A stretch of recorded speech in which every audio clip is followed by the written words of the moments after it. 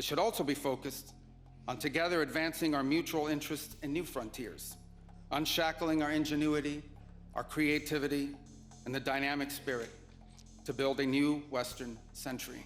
Commercial space travel and cutting-edge artificial intelligence, industrial automation and flex manufacturing, creating a Western supply chain for critical minerals not vulnerable to extortion from other powers. Together, we can not only take back control of our own industries and supply chains, we can prosper in the areas that will define the 21st century.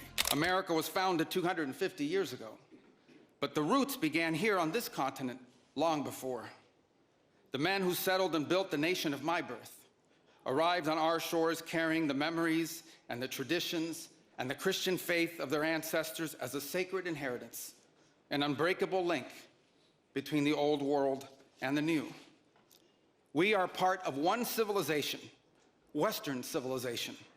We are bound to one another by the deepest bonds that nations could share, forged by centuries of shared history, Christian faith, culture, heritage, language, ancestry, and the sacrifices our forefathers made together for the common civilization to which we have fallen heir. And so this is why we Americans may sometimes come off as a little direct and urgent in our counsel. This is why President Trump demands seriousness and reciprocity from our friends here in Europe. The reason why, my friends, is because we care deeply. We care deeply about your future and ours. And if at times we disagree, our disagreements come from our profound sense of concern about a Europe with which we are connected, not just economically, not just militarily.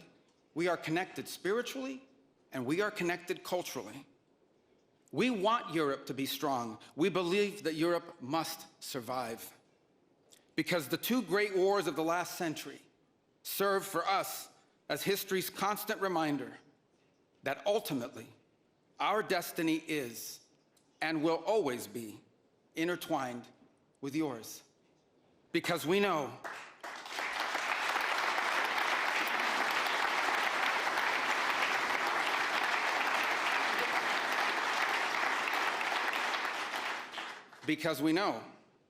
that the fate of Europe will never be irrelevant to our own.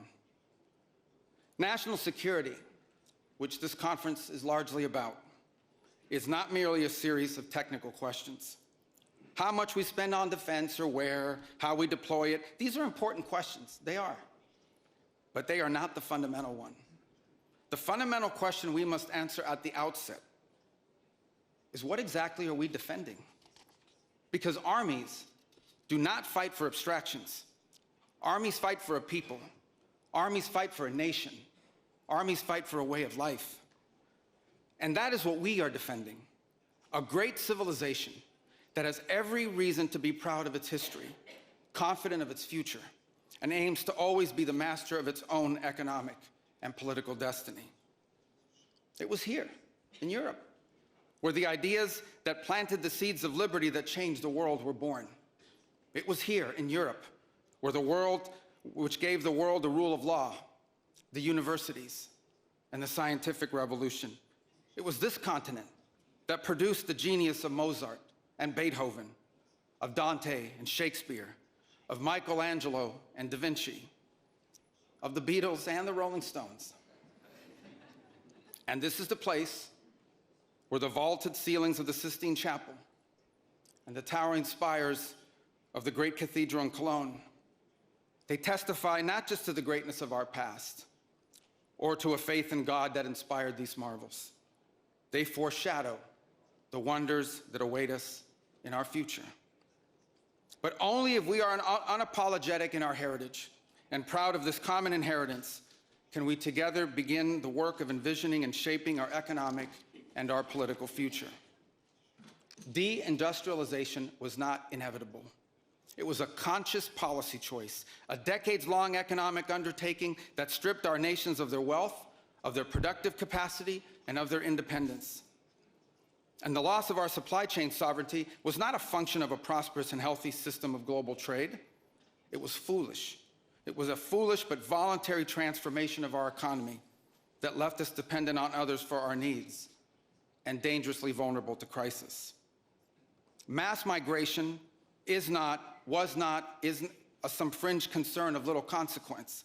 It was and continues to be a crisis which is transforming and destabilizing societies all across the West. Together, we can reindustrialize our economies and rebuild our capacity to defend our people. But the work of this new alliance should not be focused just on military cooperation and reclaiming the industries of the past. It should also be focused on together advancing our mutual interests in new frontiers, unshackling our ingenuity, our creativity, and the dynamic spirit to build a new Western century.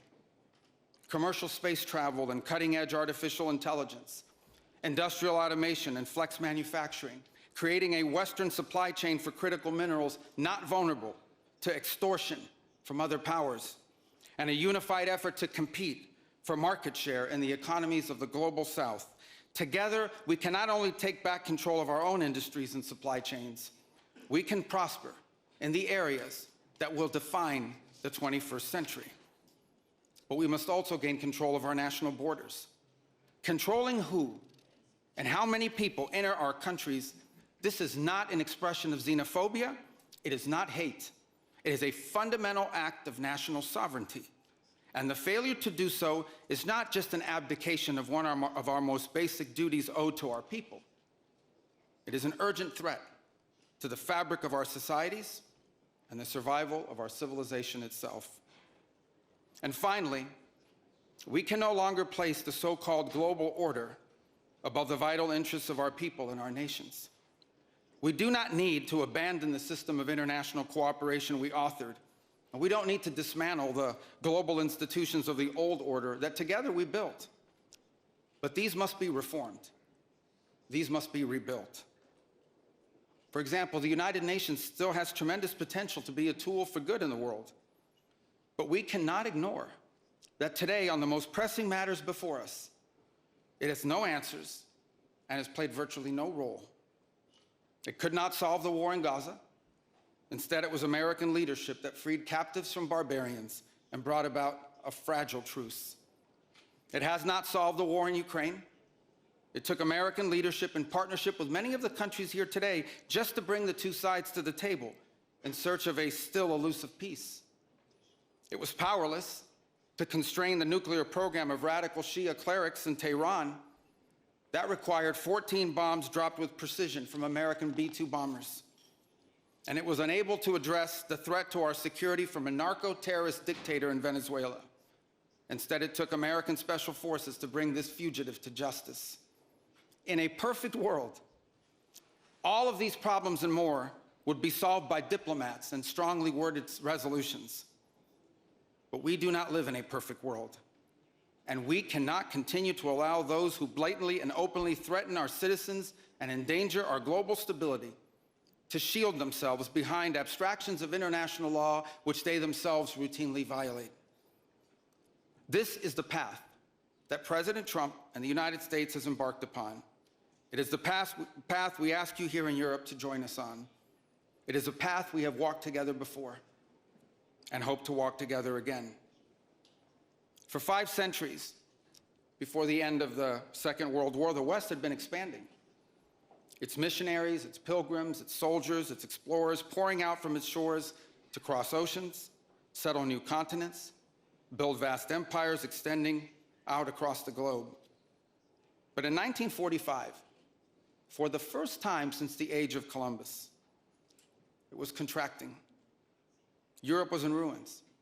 Half of it lived behind an iron curtain, and the rest looked like it would soon follow.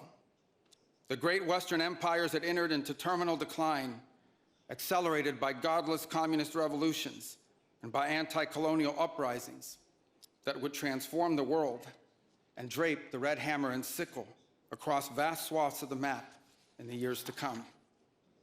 Against that backdrop, then as now, many came to believe that the West's age of dominance had come to an end, and that our future was destined to be a faint and feeble echo of our past.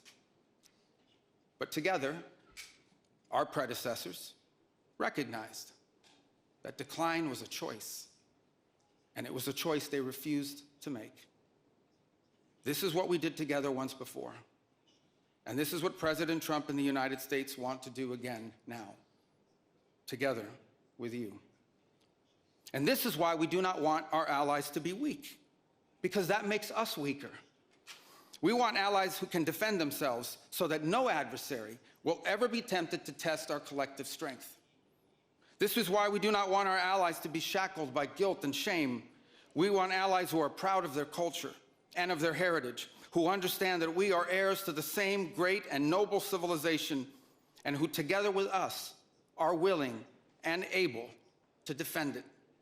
And this is why we do not want allies to rationalize the broken status quo rather than reckon with what is necessary to fix it. For we in America have no interest in being polite and orderly caretakers of the West's managed decline. We do not seek to separate, but to revitalize an old friendship and renew the greatest civilization in human history. What we want is a reinvigorated alliance that recognizes that what has ailed our societies is not just a set of bad policies, but a malaise of hopelessness and complacency. An alliance is the alliance that we want is one that is not paralyzed into inaction by fear. Fear of climate change, fear of war, fear of technology. Instead, we want an alliance that boldly races into the future. And the only fear we have is the fear of the shame of not leaving our nations prouder, stronger, and wealthier for our children